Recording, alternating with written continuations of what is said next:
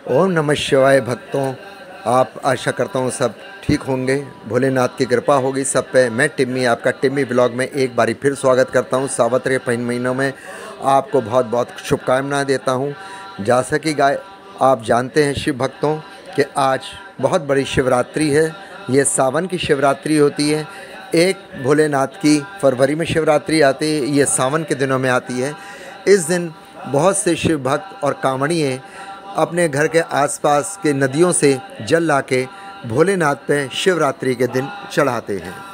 कहते हैं जो शिवरात्रि पर जल चढ़ाता है उसकी भोलेनाथ सभी मनोकामनाएं पूरी करते हैं और सारे कष्ट भी उसके दूर करते हैं। जैसा हमारे भोलेनाथ के कृपा से 12 ज्योतिर्लिंगों की व्लॉग चल रहा है सावन के पवित्र दिनों में। कल मैंने आपको 5वें ज्योतिर्लिंग केदारनाथ का बताया था। आज मैं आपको 6ठे ज्योतिर्लिंग भोलेनाथ का जो है वो भीमा शंकर है। आज मैं आपको भीमा शंकर ज्योतिर्लिंग के बारे में बताऊंगा। भीमा शंकर ज्योतिर्लिंग एक स्वयंभू शिव जी का ज्योतिर्लिंग है। ये 6वां ज्योतिर्लिंग है और शिव जी का ये बड़ा प्रसिद्ध भीमा शंकर ज्योतिर्लिंग महाराष्ट्र के पुणे में है। पुणे शहर महाराष्ट्र का बड़ा मशहूर है। ये बम्बई के पास है और पुणे से 110 किलोमीटर दूर सह्याद्री पर्वत पर यह मंदिर भीमा शंकर के नाम से स्थित है। इस मंदिर में स्थित शिवलिंग काफ़ी मोटा और बड़ा है। इसके चलते हुए भक्तगणों यह मंदिर मोटेश्वर महादेव के नाम से भी प्रसिद्ध है। कहा जाता है यहाँ पर भीमा नाम का एक नदी भी बहती है। इस मंदिर का जो निर्माण है वो मराठा साम्राज्य महाराज छत्रपति शिवाजी महाराज ने कराया था। शिवाजी महाराज बड़े निडर महाराज थे महाराष्ट्र के, आप सब जानते होंगे। यदि आपने शिवाजी महाराज के बारे में कुछ पूछना है तो मैं एक ब्लॉग उनका बना दूंगा आपको। भीमा शंकर की जो वास्तुकला है वो नागर शैली की है भक्तों, नागर शैली पर आधारित है।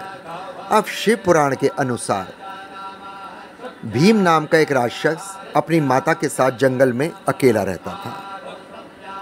जब वह बड़ा हुआ तो उसने अपनी माता से पूछा, माँ मेरे पिता कौन हैं और कहाँ हैं?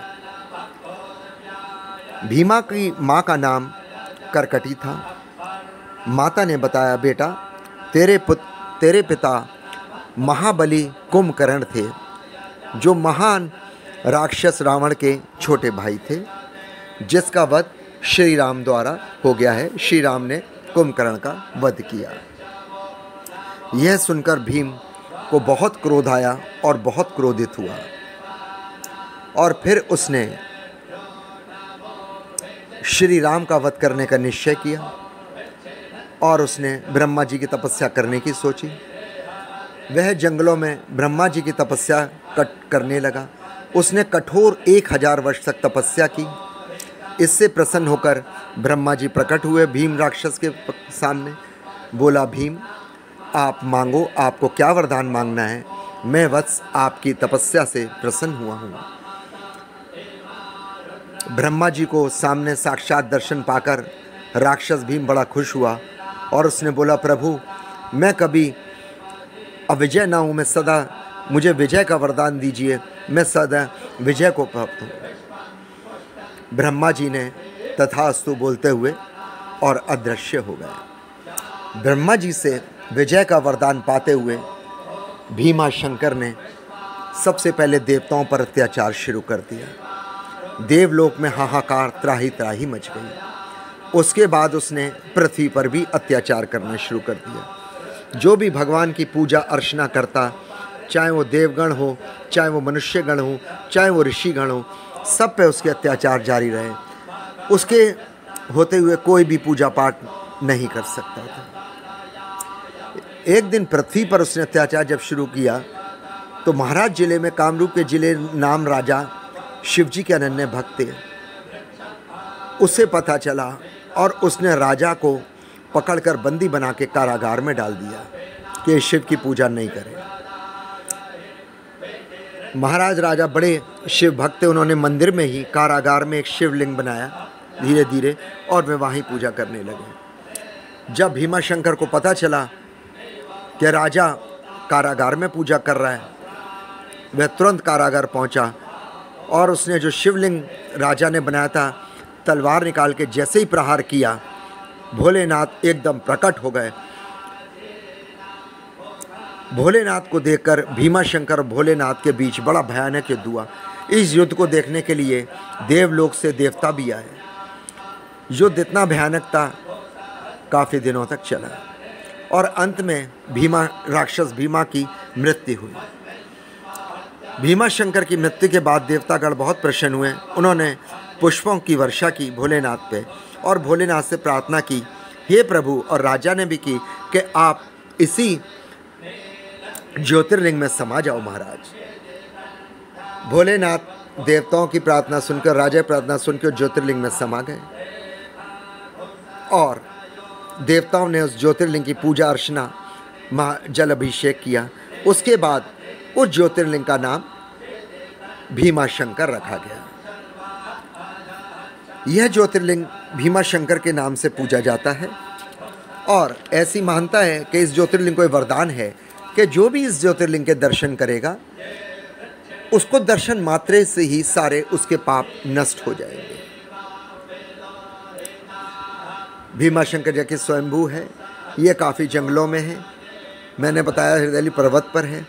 इस मंदिर में जाने के लिए 325 सीढ़ियाँ हमें नीचे उतरनी पड़ती हैं, फिर भीमाशंकर के दर्शन होते हैं।